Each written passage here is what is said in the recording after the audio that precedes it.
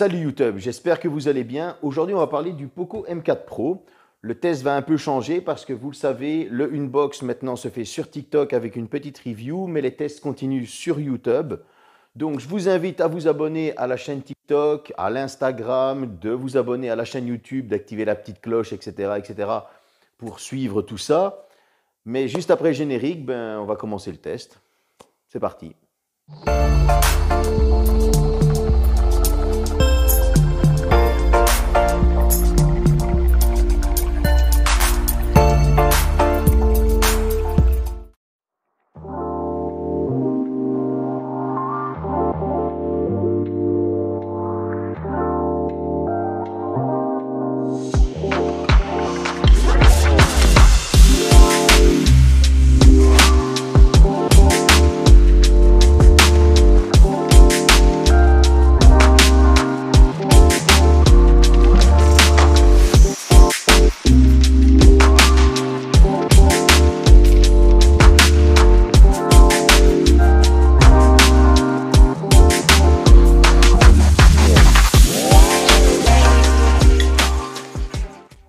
Alors, ce M4 Pro, qu'est-ce qu'il nous raconte? Souvenez-vous, j'avais testé le M3 Pro, j'avais même été assez content de ce petit téléphone. Je l'avais fait gagner à un abonné, etc.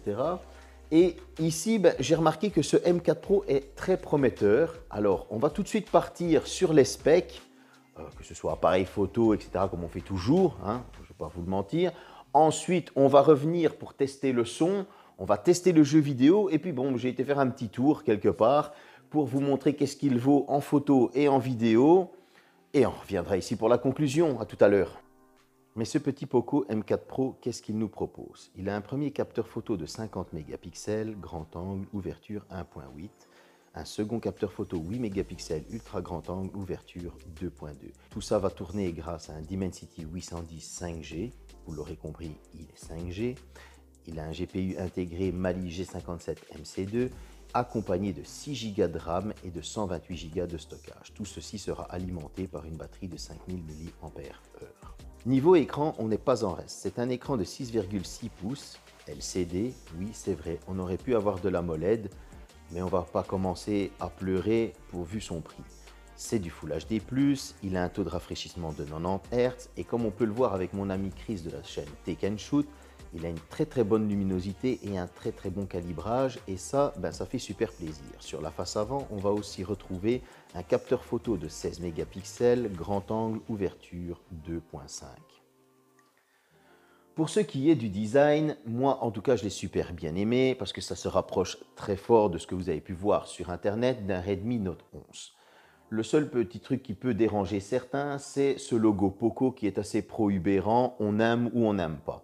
Il est accompagné d'une prise jack, il a une très bonne finition. Pour la prise jack, forcément, certains, ça va leur faire plaisir, d'autres vont me dire c'est obsolète. Moi, je dis que celui qui cherche une prise jack, il a le Poco M4 Pro pour lui faire plaisir. Niveau son, il a aussi 2 haut-parleurs stéréo et ils sortent un très bon son. Et on va aller tout de suite voir le test du son que j'ai fait, comme ça va vous donner une idée.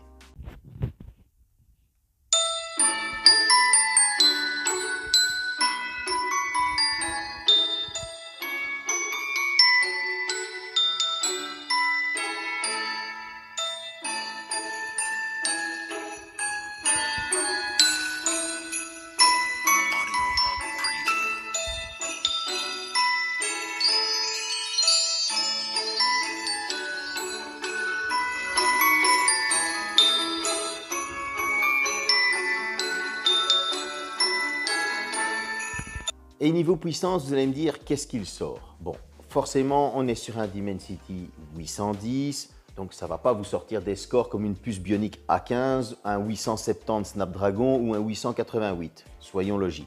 Mais en tout cas, je suis en train de lire comme d'habitude, parce que je n'ai pas envie de retenir, mais en tout cas, comme d'habitude, au Geekbench, il m'a sorti un score au simple cœur de 603 et de 1800 au multicœur, ce qui n'est pas rien. Pour l'Antutu, il nous a sorti un score de 348 706 points. Alors j'ai vu sur internet certains qui disaient c'est un smartphone gaming, etc. À 350 000 points, petit smartphone polyvalent, ok. Gaming, moins ok, j'ai envie de te dire.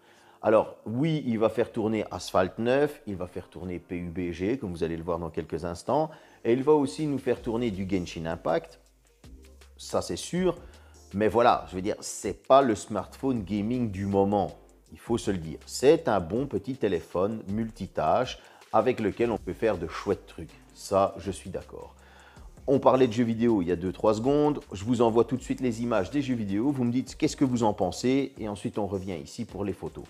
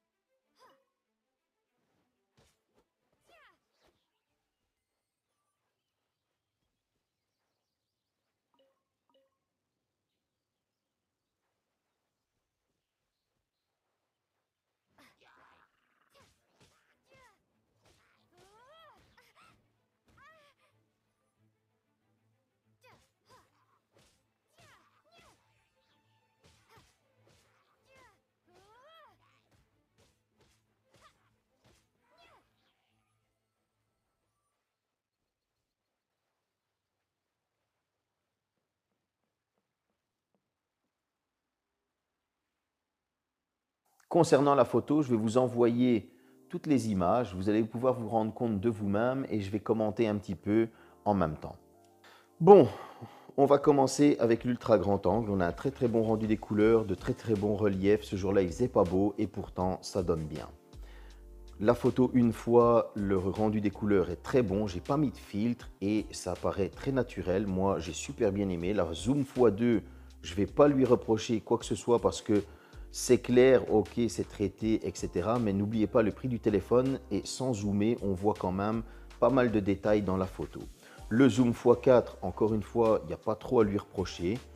Certes, il y a un peu de bruit derrière, ok, on peut lui reprocher des petites choses comme ça, mais ça reste très correct. Le zoom x8, il y a du bruit, certes, mais on arrive quand même à déterminer où on va. Et le zoom x10, ben, on peut encore se dire que pour le prix, il est très très très correct. Pour ce qui est de la photo selfie, moi j'ai pas trop à lui reprocher. Le bokeh est très très bon. On peut remarquer quelques petits pixels à gauche et à droite, mais en tout cas rien de dramatique. Pour ce qui est de la photo selfie de dos, par contre, moi j'ai trouvé que l'effet bokeh était très fouillis et pas très bien réparti. Ça, c'est mon avis personnel. Pour ce qui est de la photo de nuit, je vous l'ai mis en mode normal et en mode activé. On était dans une crypte avec des chauves-souris. Et là, vous allez pouvoir voir qu'il y a quand même une petite amélioration entre les deux. C'est beaucoup plus foncé quand il n'est pas activé. J'ai essayé de faire de la photo macro malgré le fait qu'il n'y a pas de macro sur ce téléphone. Et on peut dire que le rendu est quand même assez correct. Alors, la vidéo ici, comme vous allez pouvoir le voir, c'est filmé en 1080p. Et franchement, ben, c'est quand même assez bien stabilisé. Il n'y a pas de vibration dans l'image. Voilà, on ne peut pas lui reprocher quand même beaucoup de choses au niveau de la photo quand on voit le prix du téléphone. Bon, venons-en à la conclusion. Qu'est-ce que j'ai pensé de ce Poco M4 Pro? On va d'abord resituer le prix. Moins de 200 € pour 6 Go de RAM, 128 Go de stockage. On est à 199 € précisément. Il a quand même de très très bonnes finitions. Il faut lui laisser. Le dos ne prend pas de traces de doigts. Comme toujours, on va avoir une coque, etc., etc. Bon, donc on est quand même bien équipé. Au niveau de la photo, ben, comme je vous ai dit, 199 €, il fait quand même de belles petites photos. Il a une certaine polyvalence avec son Dimensity 810. On pourra faire tourner certains jeux. Donc jusque-là, ben, comme je dis, on est dans une polyvalence. L'autonomie. Avec le 60 Hz activé, vous allez tenir avec une polyvalence dans l'utilisation environ 2 jours. Mais là, tu vas me dire, ouais, mais j'ai du 90 Hz, moi j'ai envie d'utiliser mon 90 Hz. Et là, je suis d'accord avec toi. Franchement, pourquoi se priver du 90 Hz? Et là, malgré ça, tu vas pouvoir l'utiliser raisonnablement, faire un petit peu de jeu, regarder des vidéos, etc., etc. Là, tu vas tenir ta journée et demie facilement en 90 Hz, ce qui n'est pas rien du tout. Pour ce qui est de la charge, ben, elle est quand même assez rapide pour un téléphone de cette gamme-là, parce que pour 199 €, tu as un chargeur de 33 watts rapide. C'est vrai, ce n'est pas du 120 watts, mais en tout cas, moi j'ai mesuré qu'il était chargé totalement en plus ou moins 52 minutes. Et ça, ben, encore une fois, ça fait plaisir. Bon, à qui est destiné ce téléphone? Pour 199 €, tu as un petit téléphone avec une bonne batterie et une certaine polyvalence qui fait de bonnes petites photos. Il faut rester logique. Certains l'ont décrit comme un smartphone gaming pour suivre ce qu'on en avait dit à sa présentation. Faut bien frotter la manche de temps en temps.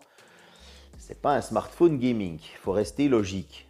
C'est un petit téléphone avec lequel tu vas pouvoir faire du gaming dans les files d'attente. Ça, je suis entièrement d'accord avec toi. Tu ne vas pas pouvoir faire de l'ultra gaming, tu ne vas pas mettre les paramètres en épique ou des choses comme ça. Voilà. Il n'a pas de certificat d'étanchéité, mais il a la prise jack, il a un double haut-parleur stéréo. Il a un très très bon écran bien calibré. Comme j'ai dit, il fait de bonnes petites photos, ça fait super plaisir. Donc si tu as un budget limité à 200 €, oui, je te le conseille. Si je dois trouver un autre petit défaut, j'ai remarqué que MIUI devient un peu brouillon, surtout avec tous ces bloatware qu'il y a installés dessus. Alors on peut les désinstaller sans souci, moi ça ne me pose pas de problème de les désinstaller, mais j'avoue que pour celui qui veut gagner du temps, c'est un peu chiant. Est-ce que je conseille ce téléphone? Bah, je vais te dire que oui. Pour la simple et bonne raison qu'il tient bien en main. Moi, je me suis fait bien plaisir avec. C'est un bon petit téléphone qui peut t'accompagner partout. N'oubliez pas de vous abonner, d'activer la petite cloche, de me mettre un pouce. À bientôt pour de nouvelles aventures.